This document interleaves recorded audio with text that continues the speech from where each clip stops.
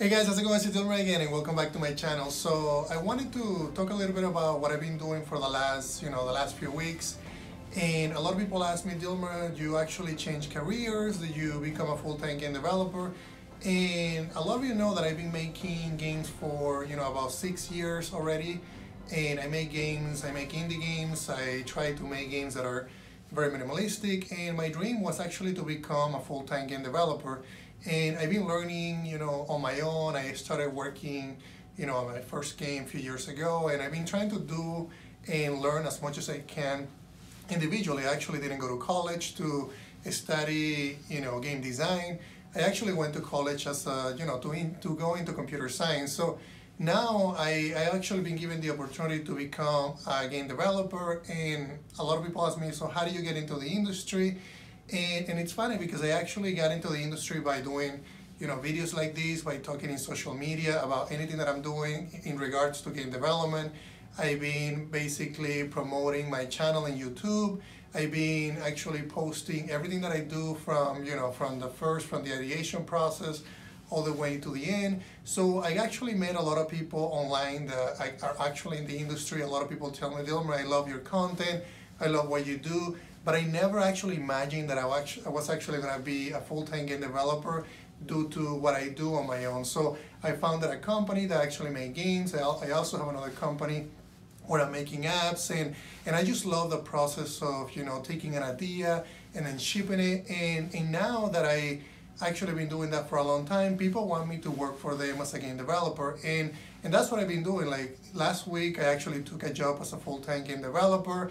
I was freaking out because I didn't really know what I needed to do. I knew the project, but there were a lot of unknowns. So just to put it in perspective, when I'm working as a game developer on my own, I set my own pace, I set my own project, it's my own idea. I decide who is going to be working with me, when I'm going to actually set in the deadline. But now I come from a .NET development background where I was making apps and I was making websites. And I was doing a lot of those things, but I was already used to that process. Now, jumping into the game industry on my own and actually making a big game is actually a big deal for me. And it actually has been really, really good. I only spent 1 week in my new job as a game developer, and it is a little bit overwhelming. It's overwhelming, not to say that I'm not loving it. It's overwhelming because I know that there's a lot of expectations that they have from me. I've been doing a lot of great things, but at the same time, I'm really excited because not only I get to work with amazing people and very smart people, I actually get to do things that I do at night. So I'm working with Unity, I'm working with Photoshop, I'm working with actual hardware. So I think that's one of the things that is changing my life, that I'm actually getting into the industry. I'm actually getting the opportunity to build something wonderful, to build something bigger than I actually built in the past. Not only am I going to be able to build something bigger, but it's actually going to teach me a lot of things that I think I need to learn before I want to get to the next step. And the next step is to actually make, indie game industry as a founder. So I want my company to take that next step. But I think one of the things that I always, recommend people to do, and everything that I actually have promoted through social media, is to actually learn as much as you can. So if that requires, or that means that you get a job to learn the process of something, make sure that you do that. And that's what I'm actually doing right now. I need to understand the entire process in the indie game industry and in the game industry as a as a whole. What is it require? How do you talk to different companies?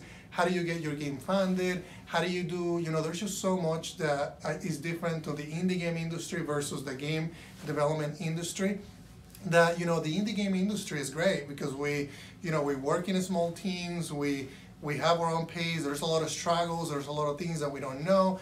But the game development industry, the actual AAA games and all that world, is a different world, and that's the world that I'm actually want to experience. I want to see, how they do things, how the projects get organized, how do specialists, talk to each other, how do teams coordinate with each other, what kind of patterns do they do when actually making the code work, are they actually architecting these games. So this is very fascinating to me, and it's going to be more fascinating in the next few months.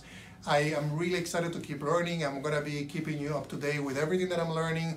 I actually have a great opportunity to, use what I'm learning towards my own benefit, meaning that, like a few days ago, I was setting up a CI, a continuous integration process, and I learned that in Unity, and I didn't really know it that well. And now that I know it by going through that experience, I'm actually able to teach people on that, and I'm actually able to, share that information. So that's really what I'm going to be doing. There will be things that I can't really, disclose because they're under NDA.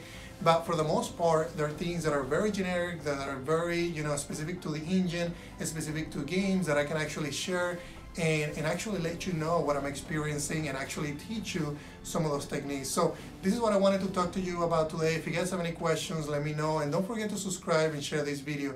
Thank you guys.